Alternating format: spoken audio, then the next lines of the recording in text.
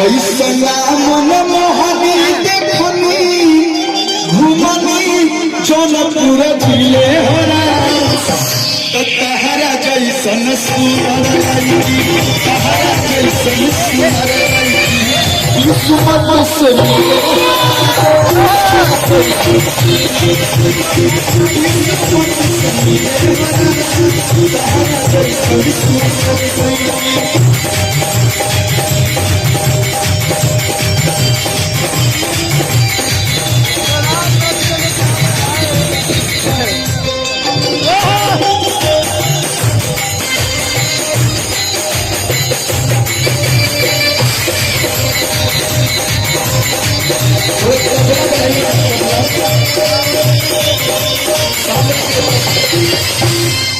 Sound में तो तबला बढ़ा दीजिए। बड़ा अच्छा भैया ने ट्यून बजाया अभिजीत सर।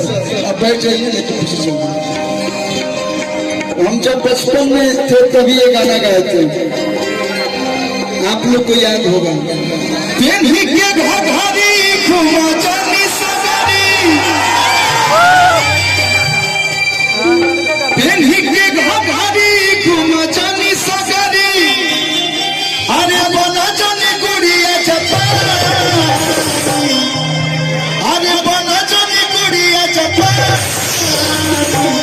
और आस्था जी एक बात हम बता दें, हम गा रहे हैं और आप थोड़ा सा ऐसे मतलब पढ़ी है तो अच्छा नहीं लग रहा है। थोड़ा बहुत हल्का फुल्का डांस होना चाहिए ना भैया, एकदम इधर से होगे कि चाहिए ना भाई। तो मैं भी झूमूंगा, आप भी झूमिएगा, और उधर जो भाई लोग मेरा डांस कर रहा है जियो,